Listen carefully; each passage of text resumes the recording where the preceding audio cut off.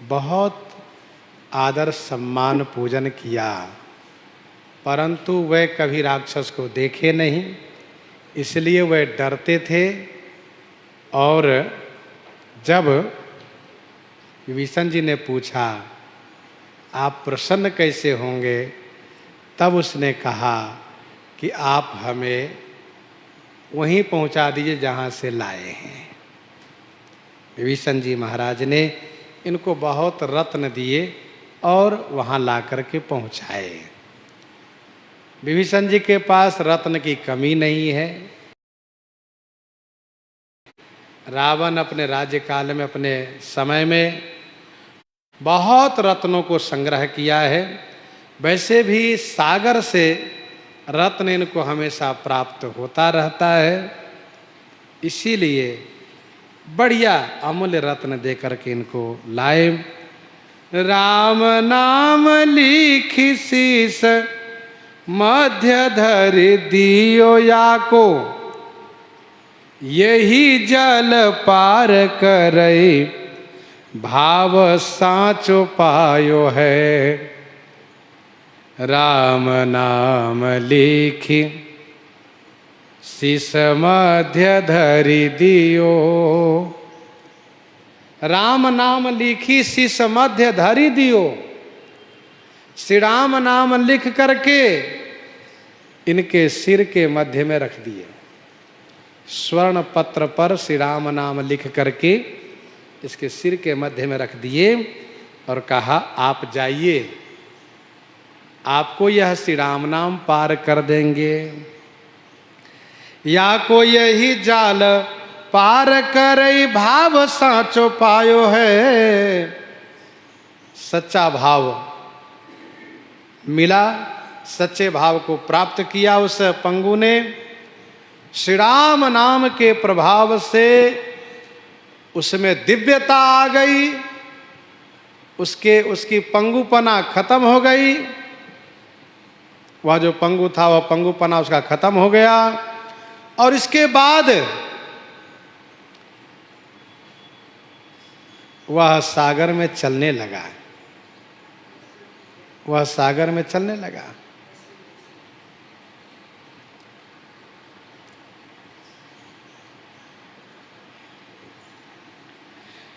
ये श्री राम नाम का प्रभाव है।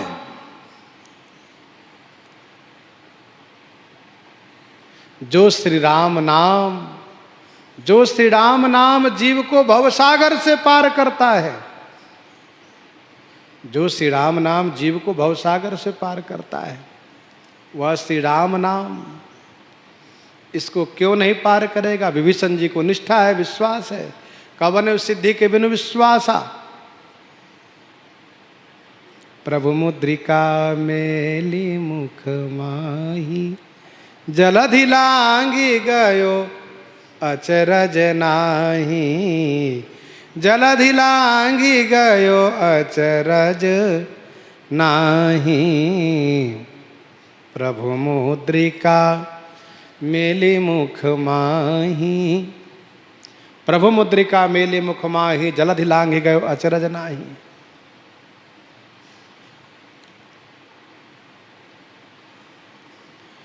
तो जैसे हनुमान जी श्री राम नाम अंकित मुद्रिका के प्रभाव से समुद्र लांग गए, ये भी पार कर जाएंगे। गोस्वामी श्री तुलसीदास जी महाराज काशी जी में विराजते थे।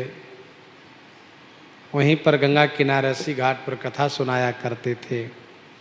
गंगा जी के उस पार से एक सज्जन कथा सुनने आते थे। कथा सुन के नित्य वे अपने घर चले जाया करते थे। कथा का प्रसंग एक दिन विस्तार हुआ, देरी हो गई, नाविक चले गए घाट पर नाविक है नहीं, अब हम पार कैसे जाएं। आज भी काशी जी में रामनगर जाने के लिए वहाँ पर गंगा जी में नौका लगी रहती है, लेकिन उसका एक समय है। हम लोग जब श्री रामलीला देखने गए तो देखा कि नौका लगी है, पार हुए, फिर उस पार से इस पार आ गए। तो नौका चली गई। उसने आकर के पूज्यपाद गोस्वामी तुलसीदास जी से कहा, महाराज आप कृपा कीजिए, हमें उस पार कर दीजिए गांव। गोस्वामी जी ने कहा, क्यों उस पार जाना चाहते हो? कहा, इसलिए जाना चाहते हैं कि वहाँ रहेंगे तो यहाँ का चिंतन करेंगे, यहाँ रहेंगे तो घर का चिंतन करते रहेंगे, घर के याद करते रहेंगे, इसलिए हम वहाँ जाना चाहते हैं। तो गोस्वामी श्री तुलसीदास जी ने तुलसी जी के दल पर, तुलसी पत्र पर श्री राम नाम लिख करके उनके हाथ में रखा, कहा मुट्ठी बांध लो, जाओ पार हो जाओ। गए, गंगा जी में चलने लगे जल पे थल की भांति। और जो किनारे पहुंचने ही वाले हैं तो उनके मन में आया, जरा देखो बाबा जी क्या मंत्र लिख के दिए, हमें जल पर दौड़े चले जा रहे हैं, मेरा पाँव पानी में जाता ही नहीं, डूबता नहीं, क्या बात है। तो देखा तुलसी जी के पत्र पर राम नाम लिखा है। कहा, इतना तो हम भी जानते हैं। ऐसे मन में, इतना तो हम भी जानते हैं।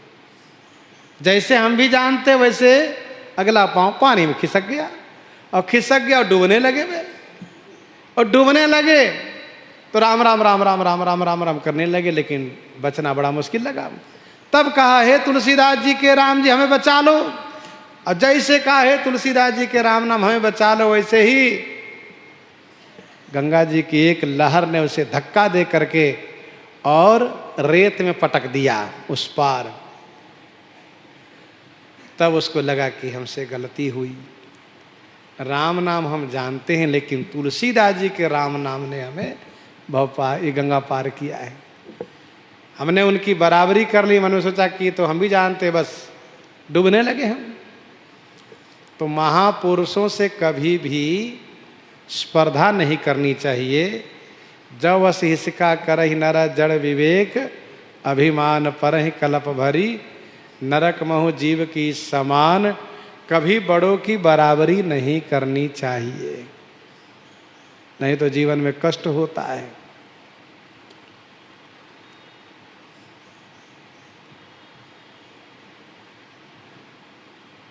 वृंदावन से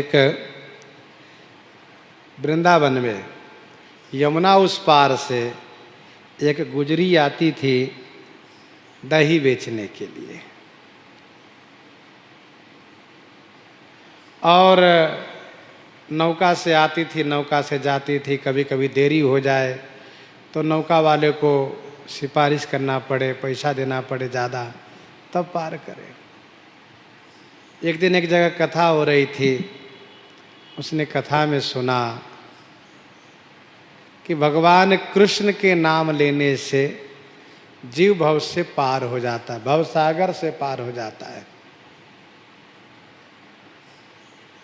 नाम लेत भव सिंधु सुखाही, अकरहु विचार सुजन मन माही। जा सुनाम सुमिरत एक बार, उतरहि नर भव सिंधु अपारा। तब उसने विश्वास कर लिया, ये तो बढ़िया बात है, श्री कृष्ण का नाम और भव सागर पार करता है, तो यमुना पार मुझे क्यों नहीं करेगा। अब कथा में से आई तो श्री यमुना जी को प्रणाम किया और श्री कृष्ण कह करके चलना शुरू किया, और उनका पांव जल में थल की तरह चल रहा है। बड़ा खुश हुई, वाह आनंद आ गया, अब ये झंझट खत्म हो गया नौका वालों को सिफारिश करने का। श्री कृष्ण भगवान के नाम लेकर के पार होती है, जाती है। दही बेचने रोज आती है, अब रोज कथा सुनती है। अब दही समय से बेचे कथा सुन लेती है, थोड़ी देरी भी जाए तो कोई बात नहीं, क्योंकि अब तो नौका अपने पास है। और भगवान श्री कृष्ण के नाम लेकर के जमुना पार हो जाती हैं। एक दिन इनके मन में आया, जिनकी कृपा से हमें ऐसी नौका मिली है, उनको मैं अपने घर ले चल करके प्रसाद पवाऊं। इस भाव से उन्होंने प्रार्थना किया, महाराज आप कल मेरे घर चल के प्रसाद पाइए। कहा ठीक है, कल आना, चलेंगे। आई हैं और इसके बाद लेकर चली तो वे तो आगे आगे चल रही है। पूछा, अरे नौका नहीं है, कैसे चलोगी? कहा, महाराज नौका क्यों नहीं, नौका तुम्हारे पास है। अब वो चलने लगी। अब ये बेचारे घबराए, जो कथा व्यास थे घबराए कि अब हम कैसे जाएं।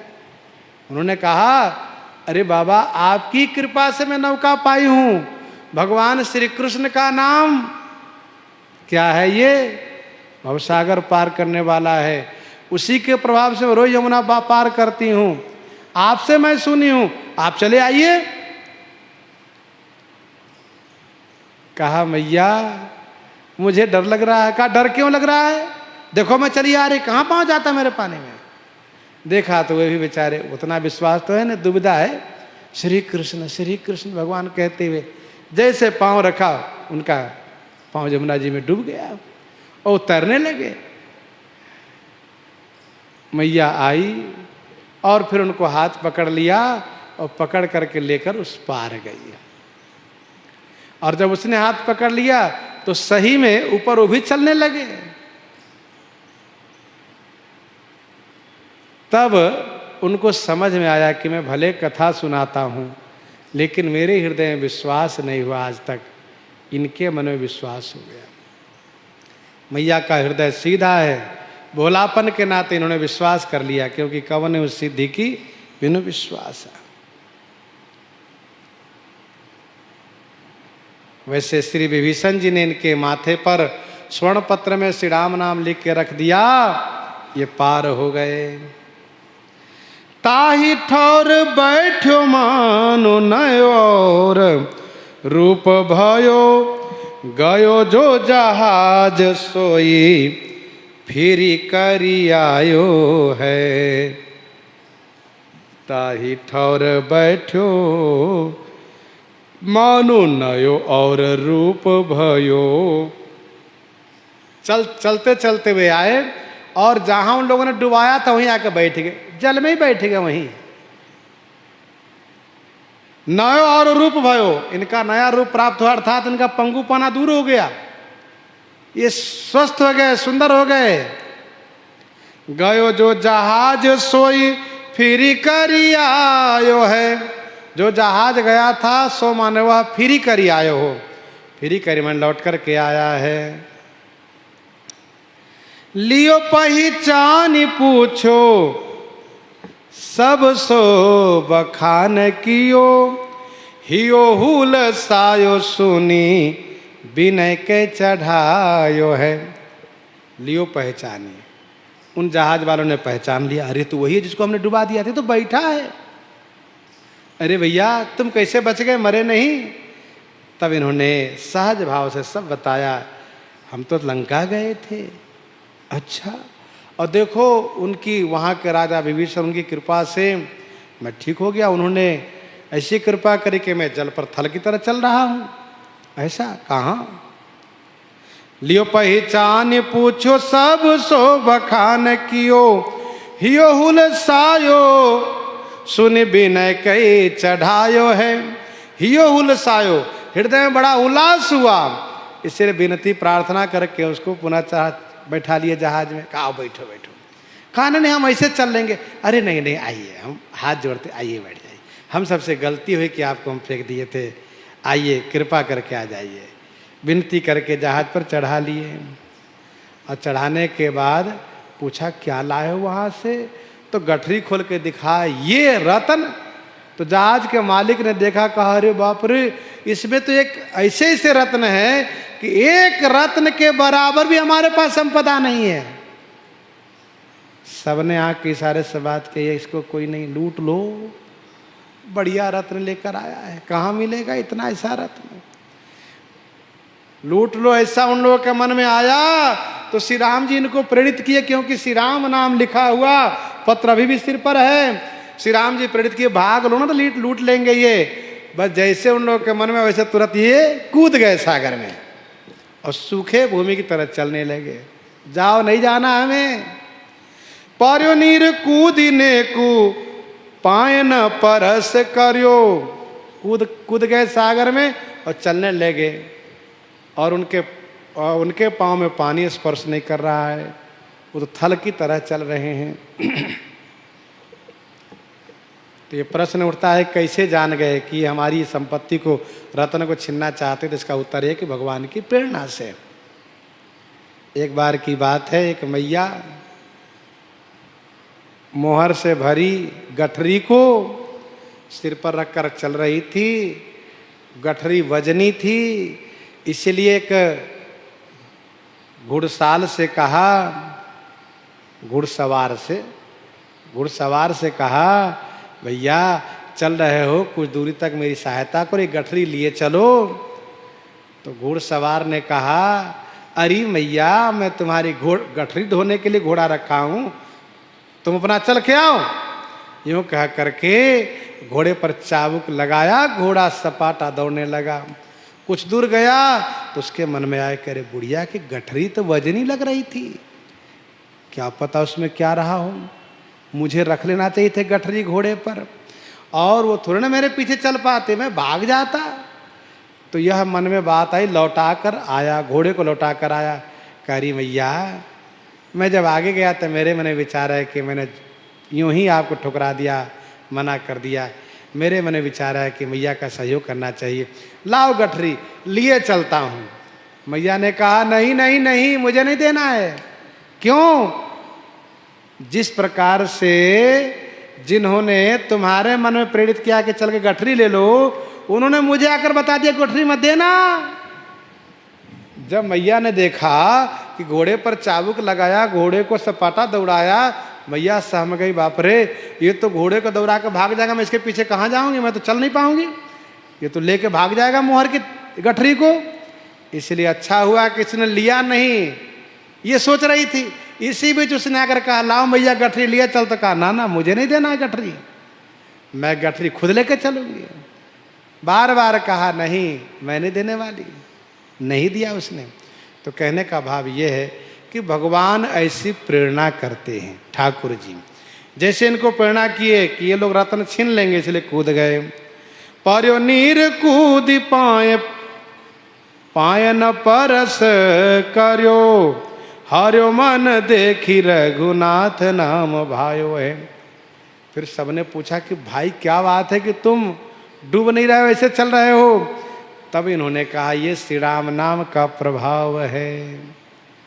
फिर तो रघुनाथ जी के नाम के प्रभाव को सुन करके मालिक के सहित जहाज पर बैठने वाले सभी लोग बड़े प्रभावित हो गए। रघुनाथ नाम भायो है, सभी को श्री रघुनाथ जी का नाम अच्छा लगा। राम नाम पर तापते भवसागर तरि जात, जल में जो बूढ़ियो नहीं, यह नहीं अचरज तात, यह नहीं अचरज तात। ये विभीषण जी की भक्ति अद्भुत भक्ति है। विभीषण जी महाराज का जो प्रसंग है, शरणागति का प्रसंग, उसको आदि जगत गुरु स्वामी श्री रामानुजाचार्य जी ने अपने पूज्य गुरुदेव श्री स्वामी शैलपूर्ण जी के मुखारविंद से 52 बार श्रवण किया। कितने बार? 52 बार। विभीषण शरणागति प्रसंग स्वामी जी को बहुत प्रिय लगा, खूब श्रवण किए गुरु जी से, और उसी प्रसंग को बार बार मनन चिंतन करते थे और कथा सुनाते थे। एक बार कथा सुना रहे थे कि विभीषण जी शरण में आए तो महाराज सुग्रीव ने कहा, कह सुग्रीव सुनहु रघुराई, आवा मिलन दशानन भाई। तो श्री राम जी ने पूछा, कह प्रभु सखा बूझिए कहा, कहि कपीस सुनहु नर नाहा। सुग्रीव अपने विचार में, अपनी मंत्रणा में श्री राम जी से कहा, प्रभु उसको बांध लीजिए, राखिए बांधि मोहि स्वभावा। धनुषदास जी कथा सुन रहे थे, स्वामी श्री रामानुजाचार्य जी के शिष्य थे। धनुषदास जी कथा सुन रहे थे, उठ के खड़े हो गए, चल दिए। कहा मुझे नहीं कथा सुनना है। स्वामी जी ने बुलाया, क्या बात है, उठ के क्यों चले गए? तो पहले टाल मटोल किया, कहा नहीं तुम सही सही बताओ। उसने कहा, महाराज गुरुजी क्षमा कीजिएगा, हम इस दरबार के योग्य नहीं हैं। कहा क्यों? कहा इस दरबार में जांच पड़ताल होता है, पूछताछ होता है। श्री राम जी अपने मंत्री से पूछते हैं, मंत्री अपनी मंत्रणा देते हैं, अपनी बात कहते हैं। हम तो सरकार ऐसे पापी हैं कि हम तो इस दरबार में ठहरेंगे नहीं जांच पड़ताल में, इसलिए पहले से क्यों ना हम किनारे हो जाए। दुविधा में दोनों गए, माया मिले न राम, इसलिए हम अलग हो गए। हमको नहीं, यहाँ इस दरबार के हम इस लायक नहीं, हम पापी हैं। तब स्वामी श्री रामानुजाचार्य जी ने कहा, धनुषदास तुमने सुना कहाँ पूरा प्रसंग? एक बार सुनो तो, पूरे प्रसंग को सुनो, फिर समझ में आवेगा कि श्री रघुनाथ जी कैसे शरणागत वत्सल हैं, कैसे मंत्रियों के बात को किनारे करके और श्री राम जी ने विभीषण जी को शरण में लिया। इस बात को तो समझो। सखा नीति तुम नीख विचारी, ममपन शरणागत भयहारी। और शरणागत रक्षण की बात उन्होंने कही और विभीषण जी को शरण में लिया, सम्मान किया। धनुषदास जी ने जब सुना प्रसंग को फिर से विस्तार से, तब गुरु जी के चरणों में दंडवत प्रणाम किया और कहा, हाँ प्रभु, हमें भी इस दरबार में अवश्य अपना लेंगे। स्वामी जी ने कहा, दरबार ऐसा है कि कोई भी आ जाए, कूर कुटिल खल कुमति कलंकी, नीच निशील निरीश निशंकी, ते सुनिशरण सामुहे आए, सकृत प्रणाम किए अपनाए। एक बार प्रणाम करने पर अपना लेते हैं, फिर उसका परित्याग नहीं करते हैं। देख दोष कब अनुराने, सुन गुण साधु समाज बखाने। इस प्रकार से विभीषण जी की ये शरणागति कथा है। विभीषण जी का ये सुंदर प्रेम है, उनकी भक्ति है। इन्हीं के साथ आज सीताराम सीताराम सीता राम सीताराम सीता।